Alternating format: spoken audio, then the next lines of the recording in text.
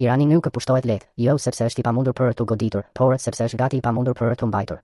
Në tryezat politike dhe në ekranet televizive, lufta shpesh paraqitet si videoloj, hyn, godet, rrezon regjimin, vendos flamurin dhe del fitimtar. Por në artin e vërtet ushtarak, pushtimi i një shteti si Irani nuk matet me sulmin e parë. Matet me pyetjen më të vështirë, a mund ta mbash nën kontroll pas hyrjes? Pikërisht aty fillon përgjigjja e vërtetë. Irani mund të goditet nga ajri, mund të dëmtohet rënd, por një pushtim toksor do të ishte një makt strategjik, logjistik, ekonomik dhe politik. Arsyeja e parë është gjeografia. Irani nuk është një fushë e hapur që e kalon me tanke brenda 2 ditësh. Është një hapësirë gjigante me sipërfaqe rreth 1745 milion kilometra katror, me male, plaja të thata, korridore të ngushta hyrjeje dhe teren që e favorizon mbrojtësin. Britanica thekson se pjesa qendrore e Iranit është një plajë e thata e rrethuar nga vargmale të mëdha si Zagrosi në perëndim dhe Alborzi në veri.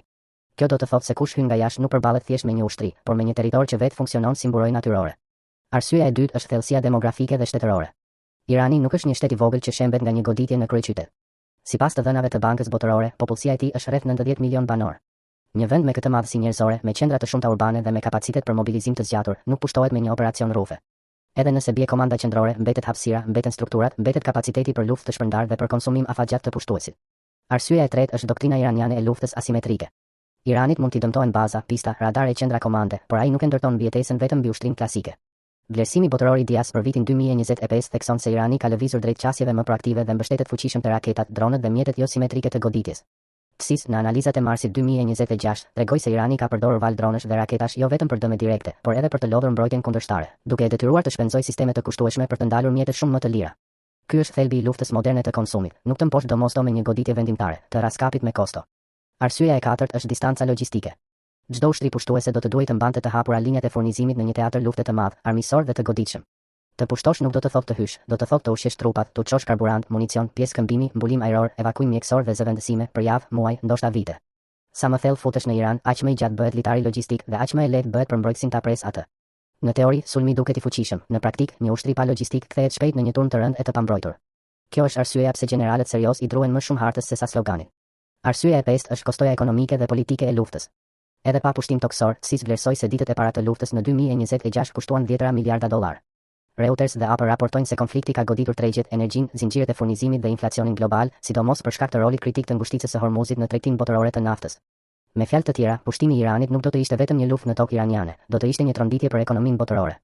Dhe asnjë fuqi serioze nuk futet lehtë në një luftë që mund t'i jap armikut mundësinë të godas jo vetëm në front, por në pompën e karburantit, në bursë, në inflacion dhe në nervat e vet elektoratit tën. Arsyeja e gjashtë është mungesa e oreksit politik për luftë të gjatë.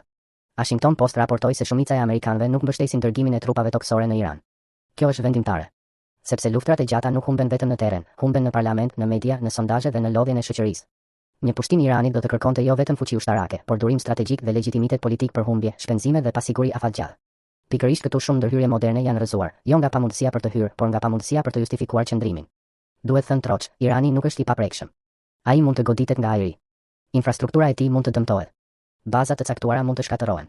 Komanda mund të tronditet.